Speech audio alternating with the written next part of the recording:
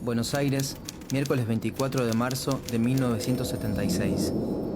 A las 0:45 de la madrugada, la presidenta Isabel Perón despegó en el helicóptero desde la Casa Rosada. Creía que viajaba hacia la Quinta de Olivos. Señora, usted está detenida. Le informaron 3 miembros de las Fuerzas Armadas en el sector militar del Aeroparque Jorge Newbery.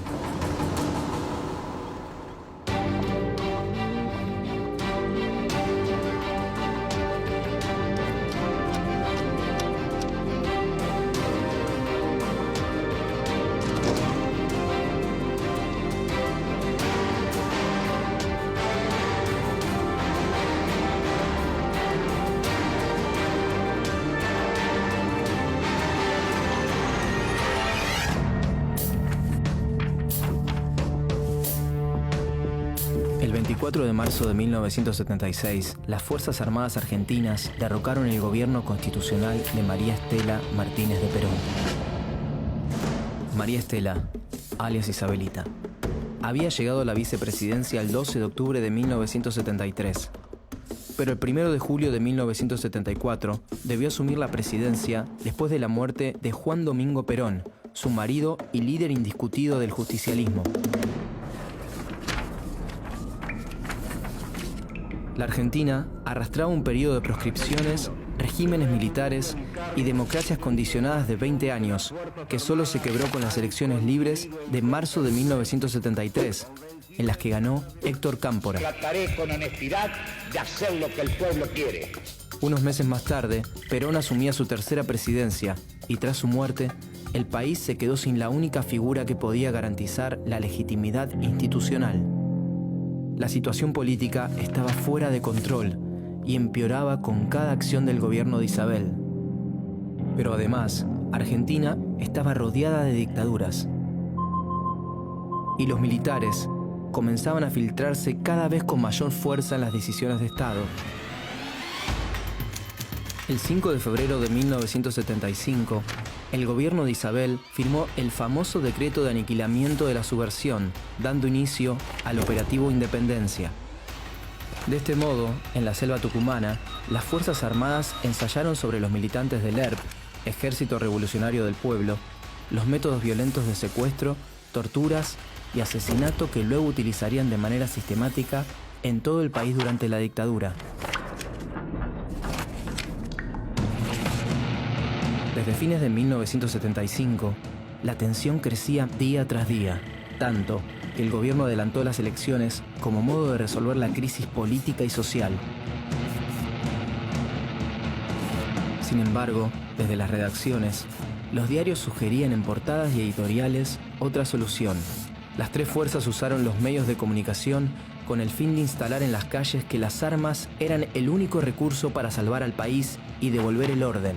Pero no estaban solas.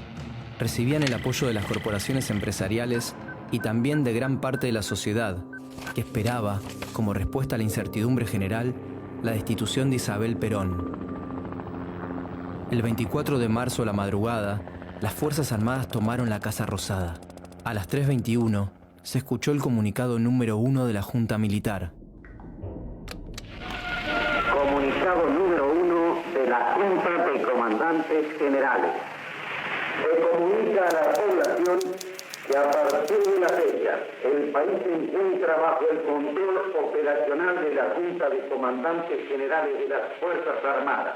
Se recomienda a todos los habitantes el estricto acatamiento. La Junta Militar designó como presidente de facto a Jorge Rafael Videla. Videla había sido el comandante en jefe del ejército del gobierno constitucional de Isabel Perón. Las Fuerzas Armadas denominaron a su gobierno Proceso de Reorganización Nacional, pero el objetivo era instaurar a través del terror un nuevo orden económico y social, en línea con las restantes dictaduras latinoamericanas asociadas en el marco del Plan Cóndor. Así bautizaron al Plan Represivo Internacional, que coordinaba operaciones de persecución, secuestro y tortura a militantes de los distintos países del Cono Sur. Los servicios de seguridad de Argentina, Chile, Bolivia, Paraguay, Uruguay y Brasil eligieron la imagen del ave característica de los Andes para sellar un pacto siniestro. Pero el cóndor no era otro que el águila norteamericana, interfiriendo en los asuntos de la región. Estados Unidos conocía y digitaba las operaciones clandestinas.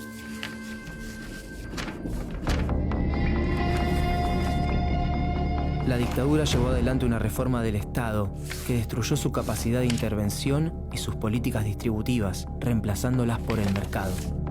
José Alfredo Martínez de Hoz ocupó el Ministerio de Economía durante el gobierno de Jorge Rafael Videla. El ministro mantenía relaciones estrechas con el poder económico nacional e internacional. Se eliminaron los controles sobre la actividad financiera, favoreciendo la especulación, y se abrieron los canales para la importación bajo la excusa de hacer más competitiva la industria local. Quienes no pudieron competir con los productos internacionales debieron cerrar sus empresas, situación que provocó un aumento del desempleo. Las medidas económicas multiplicaron por 5 la deuda externa, que subió de $8.000 millones en 1976 a más de $45.000 millones en 1983. La dictadura usó la fuerza y el terror para implantar un modelo económico liberal. Todo aquel que cuestionaba o se oponía a las políticas del régimen estaba en peligro de muerte. Los llamados grupos de tareas, formados por militares, policías o paramilitares, irrumpían y destruían domicilios particulares con total impunidad. Luego detenían y secuestraban, o muchas veces fraguaban enfrentamientos para justificar el asesinato de las víctimas. Desde el exterior, los exiliados denunciaban las violaciones a los derechos humanos que se vivían en el país. Pero ninguna dictadura se sostiene sin la complicidad de sectores civiles.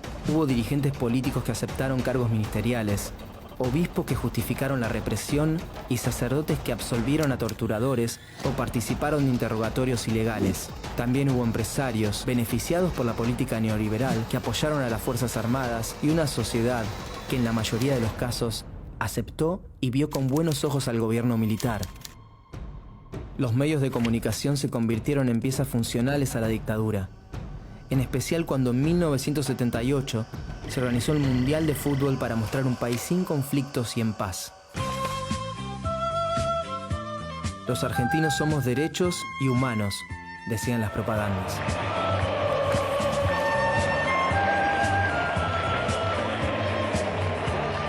La Junta Militar quería modificar a través de un evento deportivo la imagen negativa de su gobierno en el exterior, pero si bien las cámaras reproducían la alegría callejera, no todos festejaban.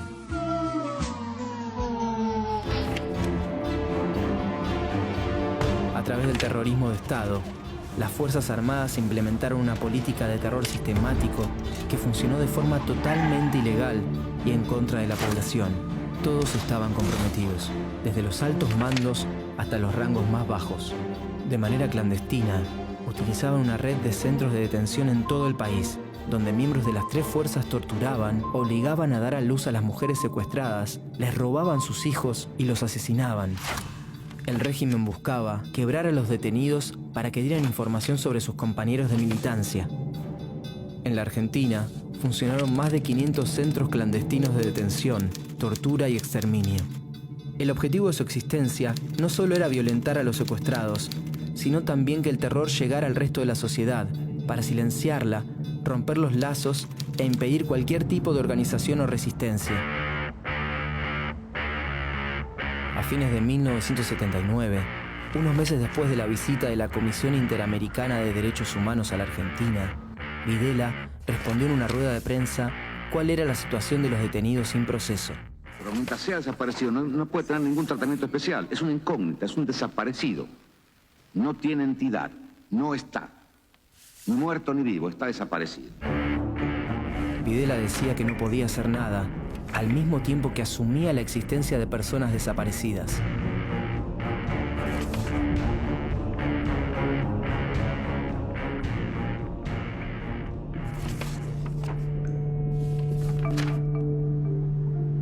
Ya en 1978, las madres de los desaparecidos intentaron oponerse a la dictadura. Se conocieron en los pasillos de los juzgados cuando buscaban información sobre los detenidos ilegales y empezaron a juntarse en la Plaza de Mayo para hacerse escuchar.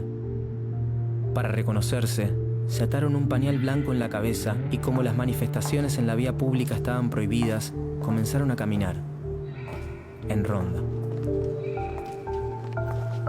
Fueron una de las primeras en protestar a la vista de todos. Las madres de Plaza de Mayo hoy son un símbolo de resistencia en todo el mundo. El 29 de marzo de 1981, Videla renunció a la presidencia. Lo sucedió Roberto Viola, que fue reemplazado a fin de año por Leopoldo Fortunato Galtieri, uno de los autores intelectuales de Una guerra sin sentido. En 1981, la crisis económica provocó una inflación que llegaba a cifras incontrolables. La vida cotidiana se hacía muy difícil. De a poco, la sociedad comenzó a manifestarse. Para frenar el descontento social, la dictadura levantó la bandera de una causa legítima. El 2 de abril de 1982, el general Leopoldo Galtieri decidió desembarcar en las Islas Malvinas, en poder de Gran Bretaña desde el siglo XIX. En condiciones desfavorables, con ropa inapropiada y alimento insuficiente, los soldados argentinos, que habían recibido un mínimo entrenamiento, se enfrentaron solo con su valor ante la superpotencia. Margaret Thatcher decidió enviar tropas a las Islas Malvinas. Utilizó el enfrentamiento bélico para realzar su imagen, desgastada por los problemas económicos que enfrentaba su país.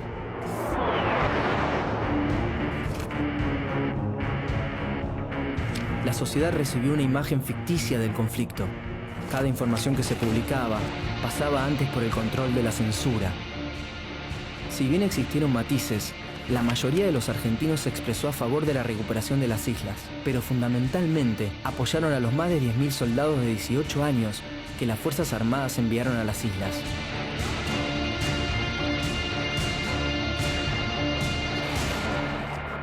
El 14 de junio, la Argentina firmó su rendición. La ineficiencia e improvisación de los comandantes militares provocó la muerte de 649 argentinos y otros 1.063 soldados regresaron con heridas al continente.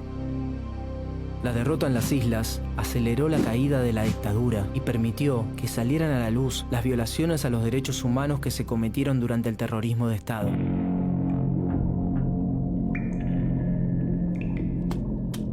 El 1 de julio de 1982, asumió el general Reinaldo Vignone, encargado de llevar adelante la transición entre la dictadura y la democracia. Como sucedió en la retirada de otros gobiernos de facto de la región, firmó una ley de autoamnistía para impedir la apertura de juicios contra los represores. También ordenó la destrucción de todos los documentos que probaban las violaciones a los derechos humanos cometidas desde 1976.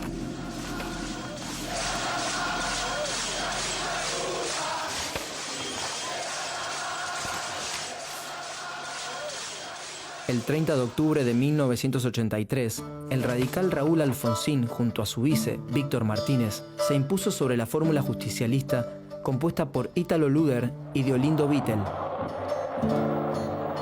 Ni bien asumió el 10 de diciembre, Alfonsín derogó la ley de autoamnistía que promulgó Vignone e impulsó el juicio a las 3 juntas militares. Señores jueces, nunca más. Había empezado un tiempo diferente para la Argentina. Los dictadores permanecieron en el poder por más de 7 años. Desde el terrorismo de Estado asesinaron, robaron identidades, destruyeron organizaciones y rompieron los lazos sociales con un fin específico: imponer por la fuerza un modelo económico de país que siempre perdía en las urnas. 1976-1983, Argentina, sus años más difíciles.